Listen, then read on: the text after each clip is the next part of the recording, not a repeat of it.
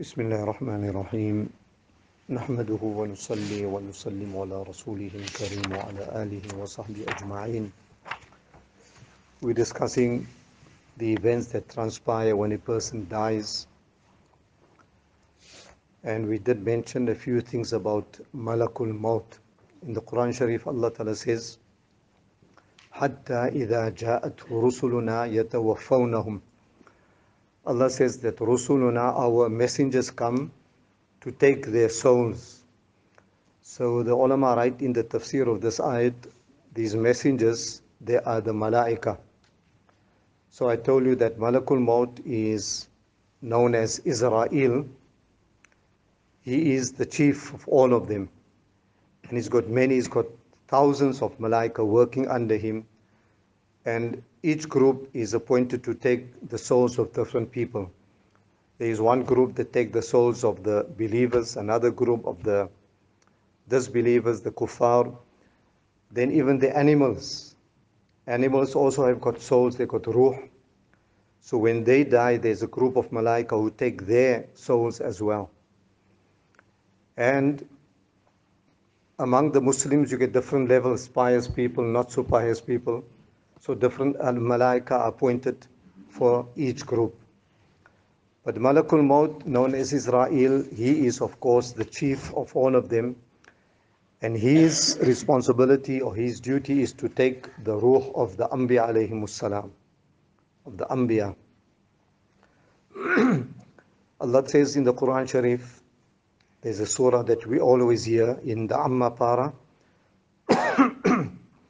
وَالنَّازِعَاتِ غَرْقًا وَالنَّاشِطَاتِ نَشْطًا وَالسَّابِحَاتِ سَبْحًا فَالسَّابِقَاتِ سَبْقًا.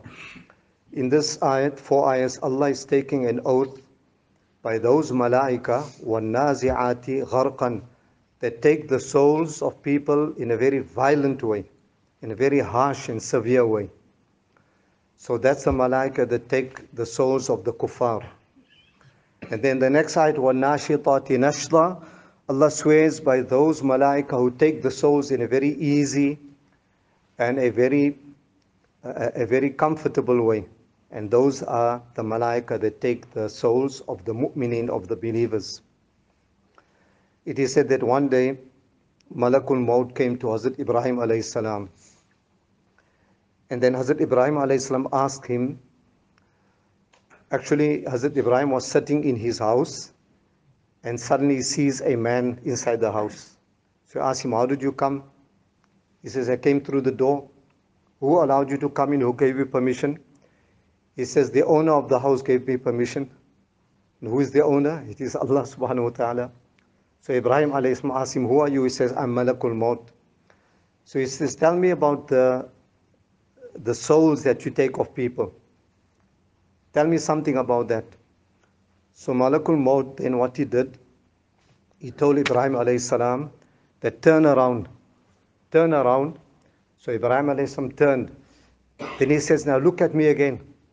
So when he turned back, he saw Malakul Maut in such a form that he couldn't contain himself. He fell unconscious. It was such a terrible sight, like a monster that he hadn't seen in his life. So fearful. So when he regained his consciousness, he said to Malakul Maut that, what is this? So Malakul Maut says, this is how I appear to the kuffar when I take their souls. Ibrahim alayhi salam said that it seems as if there's no other punishment for the kuffar, only this appearance, that is enough for them. It is enough to instill fear and dread into them for the rest of their lives in the akhirat. And then Malakul Maut said to Ibrahim that turn around again. So he turned around, then he told him, now look back. When you look back, now he saw a completely different appearance. Beautiful person, handsome, nur coming out, smiling, and a beautiful fragrance. So Malakul Maut says, this is how I appear to the believers when I take out their souls and their arwah. And I do it in a very easy way. It is light upon them when I remove the souls.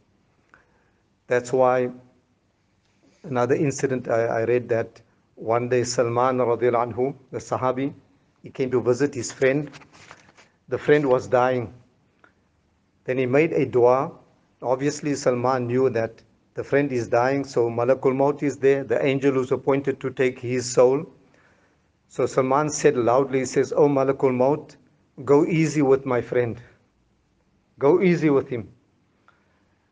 And then this friend of his closed his eyes, but then he opened his eyes again. And he told Salman that Malakul Maut heard what you said. And he spoke to me and he said that, tell your friend that I'm easy with every mu'min.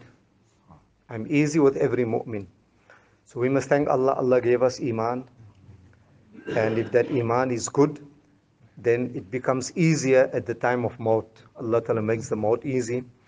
We see people dying in a very violent way, being attacked. But if they got Iman and they die as a shaheed, it comes in the hadith that the pain they feel is like a prick of a pin. That's all they feel. If you look at, therefore, don't think that if a person dies in a violent way, that necessarily means that this person has been punished by Allah. Hazrat Umar radiallahu anhu was stabbed. He was stabbed so badly, not only stabbed, but his stomach was cut open that the intestines actually came out. The doctor had to pick it up and push it back into the stomach. Sayyidina Uthman radiallahu anhu, his neck was cut off. He was sitting and reading Quran.